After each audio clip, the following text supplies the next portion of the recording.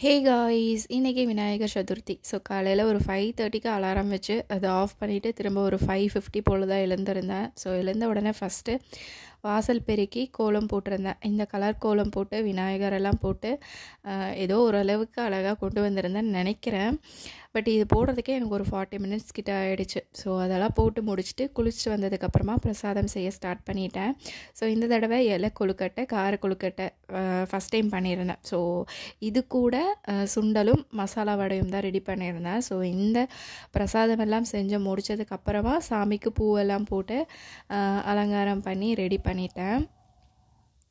ஷஷ்வியும் தமிழும் கொஞ்சம் லேட்டாக தான் எழுந்திருந்தாங்க. ஸோ அதுக்கப்புறமா அவங்க குளிச்சு ரெடி ஆகிருந்தாங்க. ஸோ இந்த தடவை நாங்கள் சிலை வாங்கி வச்சு சாமி கும்பிடல. ஜஸ்ட்டு இந்த மஞ்சள் விநாயகர் மட்டும் நான் ரெடி பண்ணியிருந்தேன் சாமி கும்பிட்றதுக்காக. ஸோ இந்த வேலையெல்லாம் முடிச்சதுக்கப்புறமா இலை போட்டு கொஞ்சம் ஃப்ரூட்ஸ்லாம் வச்சுட்டு கூடவே நான் ரெடி பண்ணியிருந்தேன் அந்த பிரசாதம் நைட் ரெடி பண்ணியிருந்தேன் இல்லையா, ரவா லட்டு, அது எல்லாமே வச்சுட்டு அதுக்கப்புறம் விளக்கேற்றி சாமி கும்பிட ஸ்டார்ட் பண்ணிட்டோம்.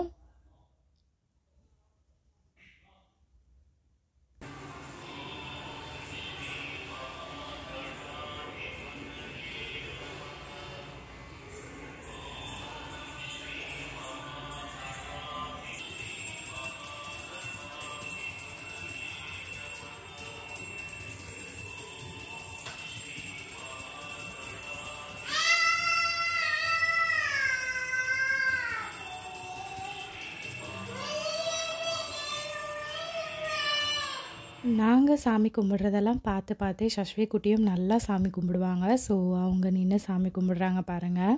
ஸோ இந்த வருஷம் விநாயகர் சதுர்த்தி எங்களால் முடிஞ்ச அளவுக்கு நல்லபடியாக கும்பிட்டுருக்கோம். ஸோ சாமி கும்பிட்டு முடித்ததோட பிரேக்ஃபாஸ்ட்டுக்கு காலையில் நான் பிரசாதமாக பண்ணியிருந்தேன் இல்லையா, ஸோ அதெல்லாம் தான் சாப்பிட்ருந்தோம். சாப்பிட்டு முடிச்சதுக்கப்புறமா இந்த ஸ்ட்ரீட்லலாம் வச்சுருப்பாங்க இல்லையா விநாயகர், அவரையும் போய் கும்பிட்டுட்டு வந்துடலாம் அப்படின்னு சொல்லி கிளம்பியிருந்தோம். அப்போ தான் ஞாபகமே வந்துருந்துச்சு காலையில் செம்பருத்தி பறிக்கவே இல்லை அப்படின்ட்டு. ஸோ அதை பறித்து இந்த விநாயகருக்கே கொடுத்துடலாம் அப்படின்னு சொல்லி கொடுத்துட்டு அவரையும் வேண்டிக்கிட்டு அங்கேருந்து அப்படியே கிளம்பி வீட்டுக்கு வந்துட்டோம். வீட்டுக்கு வந்த உடனே லஞ்சு செய்ய ஸ்டார்ட் பண்ணியாச்சு. ஸோ லஞ்சுக்கு என்னெல்லாம் ரெடி பண்ணியிருந்தோன்னா சாம்பார், கருணக்கிழங்கு வறுவல், சேப்பக்கிழங்கு மசாலா, அப்பளம் இதெல்லாம் தான் ரெடி பண்ணியிருந்தோம். இது கூடவே சாமிக்கு வச்சு படைச்சிருந்தேன் அந்த இலையில் வச்சு படைப்போம் இல்லையா, ஸோ அதில் கொஞ்சம் சுண்டல், வடை, கொழுக்கட்டை இதெல்லாமும் வச்சு சாப்பிட்டுட்டு கொஞ்சம் நேரம் படுத்து ரெஸ்ட் எடுத்துகிட்டு ஈவினிங் பூஜையையும் நான் ஸ்டார்ட் பண்ணிட்டேன். ஷஷ்வி தூங்கிட்டு தான் இருந்தாங்க. ஸோ மணி அடித்து சாமி கும்பிடாமல் ஜஸ்ட்டு இந்த மாதிரி கற்பூர ஆரத்தி மட்டும் காமிச்சு சாமி கும்பிட்டுருந்தேன்.